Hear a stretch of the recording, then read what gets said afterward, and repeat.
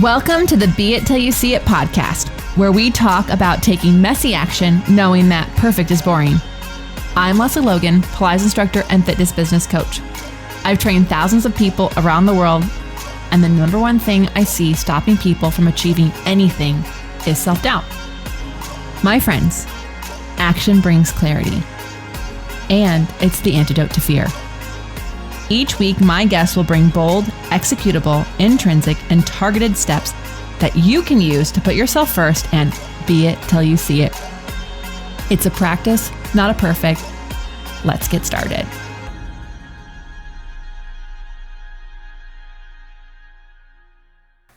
Welcome back to the Be It Till You See It interview recap, where my co-host in life, Brad, and I are going to dig into the building convo I had with Ethan Waldman in our last episode.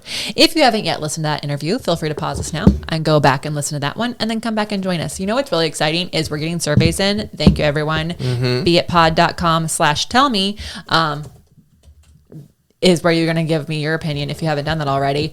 And what we're finding out is some of you love the recaps, some of you love the interviews, and some of you love it both. And it's really exciting to find out why you like that. So listen to both and tell us which ones you like. And if you listen to all of them, like a few of you I know, that's amazing. Yeah. Thank you for staying up on top of every single episode. We love having you. I love having you. Okay, so today is a day. Okay, Cardi. The Cadillac decks are shipping. Holy moly. I feel like I birthed an elephant baby. Like, this is how long this has been in the womb. And we have had supply chain issues and other things that have just made this take a lot longer than we expected. Design stuff, puzzle. I mean, the puzzle of content itself. How do you get 110 cards in a box is really a thing. So if you bought the Cadillac deck on pre-sale, it's shipping now. Thank you so much. Yeah, it'll be shipping, and if it's not this exact day, it'll be like in the next day. Yeah, don't scare them. It's happening right now. We're putting it into the universe. It's happening right now. The other thing is, if you haven't bought the Cadillac deck, and if you're like, I have a tower, Lesley, that's fine. Almost all the cards, except for a tiny handful, can be done on a tower, and we have descriptions on how to do that, and how to set yours up as well. You can buy the cards now, and for a very, very brief moment. So if you're listening to this not in real time, if you're just listening to the future, it's not happening now, but if you're listening to this in real time, go to onlinepilatesclasses.com, because we have a little special situation going on this week. Or if you buy a Cadillac deck, you get a deal on a mat deck. Yeah. That's just for you. Very special. You'll find that on the homepage or maybe on a pop-up, but you can also go to onlinepilatesclasses.com/flashcards. Oh, you could do that. That's where you can go. Okay, and we are today is a special date. It is. We are 1 month from the start of Agency Mini number 7. What does that mean? It's our 7-day coaching program, and it's the 7th time we've run it, so I can't think of another lucky number to get in on, but Agency Mini number 7. Yeah, so this is obviously Profitable Pilates. And it's a week-long snapshot of our ongoing coaching program. What's in it for you? You are going to walk away knowing exactly how much you should be charging your clients. So figuring out your pricing schedule, your product offerings. You are also going to understand how your story can help you share. And we're gonna talk a little bit more about this today, but passionately sharing your story is going to help you connect with your future clients. Yeah, and we go for so much, and so we have a special webinar that Brad just mentioned, and we also have a Q&A call where you can ask us anything, and then during the week, you're in a private group where you can ask us anything. Brad and I turn into like total gamers. Everything is delivered. Everyone takes care of us so we can take care of you and answer your questions about your business, because I do believe that you are the only person who can do what you do the way that you do it, and you have to be reminded of that regularly. And I also know that coaching can seem like it's out of your league. It's for somebody else and not you yet. Your business isn't big enough. Who are you? But every single one of us needs someone we can ask advice from who's been there. And Brad and I have been there. We've coached over 1,200 businesses at this point, just in our minis alone. I mean, that's kind of insane. It's insane. 1,200 businesses. Yeah. That's actually, that's pretty amazing. I'm patting myself on the back. I'm actually more just shocked that that's the actual number. We went back and looked at it, and I was like, oh, damn. Yeah. Anyway, we would love to connect with you. The reality is we can help you answer the questions that you have, work through the concerns, the fears, the anxiety. We have built an amazing community of incredibly supportive teachers and studio owners around the world who are in the same exact boat as you are in the fitness business, right? And when you have a chance to connect with other people who actually get it, they actually know what you're going through. It's such a relief. It's an incredible support system. And that's all part of Agency, the ongoing thing. We're going to have, like I said, 1 week of that with Agency Mini. So come join us. Just go to profitablepilates.com/mini. profitablepilates.com/mini. Yep. Okay. We have an audience question to respond to. Yeah, we totally do. I know you got this in a DM, and this was a little bit more on the business side of things, but is there a gray area for when you would not charge a late cancellation fee? Because as I'm sure you've all heard, Lesley talks about cancellation fees all the time. I do, and actually this came from because I've been talking about why you need a scheduling tool, and if you want to know more about why you need a scheduling tool and how to find one for you, make sure that you go to profitabilize.com because we have a free webinar on that topic specifically. But first of all, here's what I'm going to say. I know that there are emergencies, like legit emergencies. I've had a client get in a car accident on their way to a session. Right. Obviously, I'm not an asshole. Like they were on their way to the session. Had someone not T-boned their car, they would have been at the session, right? So, and I have had a client who on her way into a session got a call that she lost her brother. Like those are some legit things, and I am a human being, so I get that. And here's the thing. I charge every other late cancel so that I can not charge those. Right. So for me, the gray area is that I am extremely firm on my cancellation policy. I make people sign off that they understand the cancellation policy, and I am very clear from the first time that they late cancel that I charge it. So you train people how to treat you. Yep. And then if they give me pushback, I say, look, the fact that you forgot you had a meeting today is not my emergency. That's your emergency. That's not a health thing. That's a lack of planning, and it sucks. And I feel for you. I wish you could be here right now. But if I don't teach them to make sure they protect their time that's for them to become the person that they want to be, then they will always late cancel on me because they will know that I'm the one that will bend over backwards out of those two scenarios. Yeah. Right? Guess what that person was able to do? Call that meeting and say, can we meet in 30 minutes or can we meet on the phone? Sure. Yes, they could. Right? So I am helping people make time for themselves. So the gray area is simply like death. Yeah, I mean, it's not even that. It's extenuating circumstances that are out of the control of the person that you're teaching, that they didn't plan for. It's an actual emergency kind of a thing where, like, people wake up with the flu and I still charge them.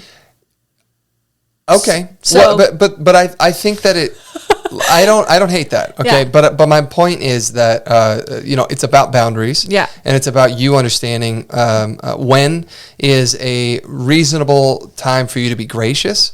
You can't be gracious every time. You're not. You're doing yourself a disservice if you're always excusing them because you're teaching them that they can treat you that way. And also, like, just so you know, I had a client who never, ever, ever, ever, ever got sick. And one time she got the flu, and I was kind about it because they never done it before. And I had someone else who, like, every other session, they had some sort of like allergy season happening. So like, I think you really do have to like figure that out, but you have to first, I would rather you err on the side of charging every late cancel than charging zero, because it is so much easier to be the kind angel who doesn't charge when you've always charged versus retraining people that you always charge. You're going to have way more tough conversations. And the other thing is, when I am sick and I had to cancel, I owed them a session. That was the agreement. So if I late canceled on them versus early canceled on them, I owed them a session. Which was like incredibly rare. Yeah, so incredibly rare. And then also what you can do is I put in my contracts that if I got them a sub, they didn't have to take the sub, but then I owe them a session. So then if I could get another teacher to cover me if I was sick, then if they didn't want to take the session, I didn't owe them one. So there's ways of working around this, but... And the easiest way to handle late sessions and actually can't billing them for them is to use our scheduling tool. Yeah, because you can set it up automatically where they sign the contract when they join, and in the contract it talks about your late cancellation policy, and you can make it 24 hours, 48 hours, whatever makes sense for you. And then in the app you can literally set it up where, like, if they have a package or if they booked a session at all and they cancel during your inside of your cancellation window. So if you've got a 24-hour cancellation window and they cancel 23 hours in, automatically they're getting docked from a session docked from their package, or the session that they paid for is, they've already paid for it. Yeah. And this came up because I want you to do the math for a second. If you only charge $75 for a session, which I know some people charge $120, some people charge less, but let's just say $75, and you let someone late cancel without paying one time a week out of 48 weeks a year. Just that's not even an unreasonable number. It's going to happen.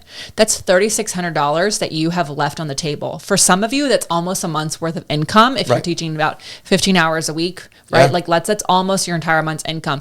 The amount of money amount of things you could use that money for to either propel your life forward or make the lives around you better. You could literally, I don't care if you're donating all the money away. It's still money that you're taking away from somebody, whether it's you, whether it's a charity, whether it's people you could hire to help you with your business. That is real legit money. And it's important to me that you are making real legit money so that you can do more of what you love and you can take care of the people that you care about the most. Yeah. And if this kind of question is something you are really oh, I wish I had more answers like this, that's what I do in my coaching. This is what Brad and I do all day long, every day in our coaching business. So join Agency Mini. All right, let's talk about Ethan Waldman. Let's jump straight in here. Tiny house author, speaker, and teacher Ethan Waldman has built a business around educating people on how to plan and build tiny homes. From testing and turning a dream idea into his business, he is an inspiration for what can happen when you finally put the foundation down and begin progressing towards your next big thing. Oh. Yeah. I actually really loved that we talked about sharing the vision, the importance of telling people around you of what you're doing and sharing this vision that you have. It allows people to be part of the journey, but it allows people to also help you. And it gets you excited about it, because every time you're selling yourself every time you're sharing your vision. You're reselling yourself. Totally. Yeah. So I was really into that. I mean, I think he talked about how people would offer to help. He's like, yeah, I'm building this tiny home. It's so cool. La, la, la. Oh, this weekend I'm going to tackle this thing. And he's like, yeah, when I was telling people about it, they were like, I'm not doing anything on Saturday. I can help. And he's like, what? Okay. Yeah. And you know what? Here's the thing. I'm being it till you see it, everyone. When you share your aspirations, whether you saw yourself in building a tiny home or just building anything else, and people want to help you, say yes. That's what that is them sharing their love with you. That is an act of service love gesture, and they want to help you. And it's so important that we say yes, unless it's a stalker, then maybe say no. But if it's a legit person that you actually enjoy spending time with, I'm just saying, because someone cynical is listening going, my stalker wanted to help me. I don't need your DM. I hear you. But my point is, to be it till you see it, you should take help from others. That's how we get anywhere. Yeah, totally. Each time that you share the vision, you get better at sharing the vision, right? And even though you might not be selling someone on the idea, the more you will figure out what people connect with, right? This is actually when I used to work in food. I had a goal. My goal was to learn the menu upside down and backwards, to learn everything about how it was prepared. I wanted a story behind each dish. Oh yeah, this specific type of fish comes from blah, blah, blah, blah, blah. And the way that chef prepares it is X, Y, and Z, and something really, and then we do this thing and it's amazing and it tastes so good and smells all this thing, right? And my whole goal was to have a story behind every single dish on the menu, and it allowed me to know how to sell it. So that just takes practice. It takes time. The more that you are, the more that you're thinking about that and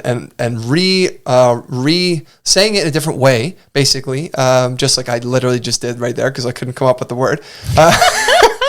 You are going to get better at selling, at sharing that story. And your vision is something that you ultimately, we always talk about elevator pitches and all the things, whether that's just you talking about who you are and what you do in life, or you actually going out and selling a product.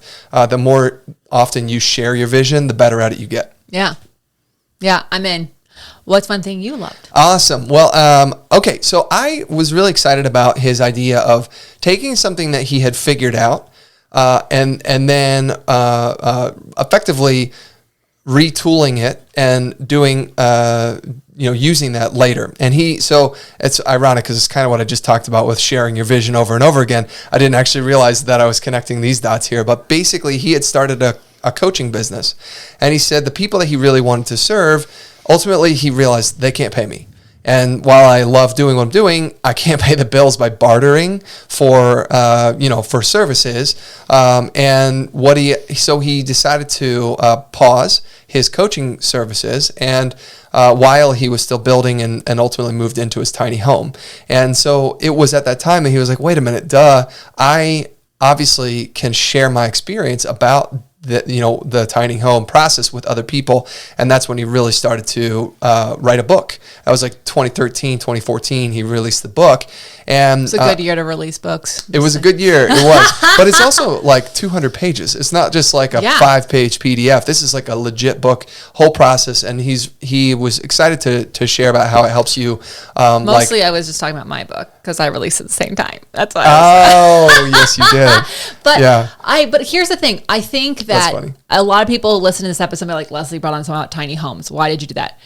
Because it was a story, an example of someone who's doing something else, who decided to do something he'd never done before, did the thing, and then made a career out of the thing that he just did. Yeah. And I think we often think, who am I to do something? And I needed you to hear a story of like, here's someone who probably could have had the same exact question and instead still did it and hit obstacles along the way, and then took what they were able to do and took what was a skill set of theirs and like break it down and put it into a 200-page book, and now is coaching and create communities around this. Yeah, and that's exactly what he said. He said, in 2014, his business was able to grow, survive based on selling a book.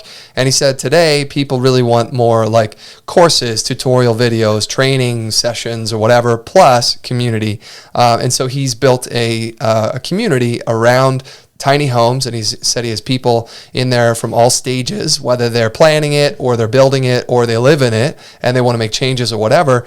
And it's very inspiring because he was able to take from his corporate job to his coaching business, which didn't go the way he wanted, applying all of those things to now a business coaching people through tiny homes. Yeah. So I thought that was great. I think it's just like the more we can practice seeing ourselves in someone else's story, the more we can start to see that there's evidence around you that you can do whatever the hell you want. I think it's amazing. I do think it's amazing that there's like an infinite number of ways to make money. There's an infinite number. Okay, beit action items. Yeah, let's talk about those beit action items. What bold, executable, intrinsic, or targeted action items can we take away from your conversation with Ethan? So he had only one super clear and concise beit action item, and his assumption with that was that you're interested in tiny homes. So do you want to share? Yeah, it's basically if you're interested in tiny homes, like the one thing you could be doing is like start decluttering and downsizing in the current place that you're living. So like, how can you actually take up less of a footprint in your current space so that you are ready to live in this tiny home? And I'll say this, when I moved into my first tiny home, which is my apartment that Brad moved in a year later, I had nothing. I actually have a picture. I showed Amanda, our producer, a picture of my apartment when I moved in. It was just like 13 Lego boxes and a bowl, a bunch of those colorful bowls and a peace sign lamp. It's all I owned, right? And then we like slowly built our way into it. But the point is like I don't care if you want to build a tiny home or not. If you are wanting to have more clarity, if you're wanting to feel less overwhelmed, declutter. Like Rachel Rogers says, millionaires don't have piles around. And every time I see a pile, I'm like, that is keeping me from being a millionaire. So like, it doesn't matter if you want to live in a tiny home or not. If you just want to like have more abundance around you, get rid of your piles. So while I was listening to you, I just decided, what if I pulled up his site? I bet you he has information on how do you downsize, right? And in fact, he does. If you search thetinyhouse.net and you search downsize or how do you downsize to live in a tiny house, he has a post on this. And, he said the reason that he recommends that for you is because that's something you can do before you spend any money, before you start laying out plans, any of these like big decision stuff, this is something you can begin to do now. Something you can take action on today, and it will help you get into that mode of living in a decluttered, downsized, space. And also, it's very freeing. I know Lesley and I, like Lesley was just saying, it was actually like really rejuvenating for me to get rid of almost all of my stuff. It was pretty nuts. Yeah. I think, again, just like, try it on. Just try it out to see what it's like to like let go of some excess and see what it allows you to do in your life. I'm Lesley Logan. And I'm Brad Crowell. Thank you so much for joining us today. We are so grateful for you to be here. Thank you. How are you going to use these tips in your life? Let us know by sending us a DM and tag at the pod, and we'll catch you on the next episode. Bye for now. That's all I got for this episode of the Be It Till You See It podcast. One thing that would help both myself and future listeners is for you to rate the show and leave a review. And follow or subscribe for free wherever you listen to your podcast. Also, make sure to introduce yourself over at the Be It Pod on Instagram. I would love to know more about you. Share this episode with whoever you think needs to hear it. Help us and others be it till you see it. Have an awesome day. Be It Till You See It is a production of As the Crows Fly Media. It's written, produced, filmed, and recorded by your host, Lesley Logan, and me, Brad Crowell. Our associate producer is Amanda Fraterelli. Kevin Perez at Desenio handles all of our audio editing. Our theme music is by Ali at Apex Production Music, and our branding by designer and artist Gianfranco Cioffi. Special thanks to our designer Jairo Mandal for creating all of our visuals, which you can't see because this is a podcast, and our digital producer Jay Perdoso for editing all the video each week so you can. And to Angelina Herrico for transcribing each of our episodes so you can find them on our website. And finally, to Meredith Crowell for keeping us all on point and on time.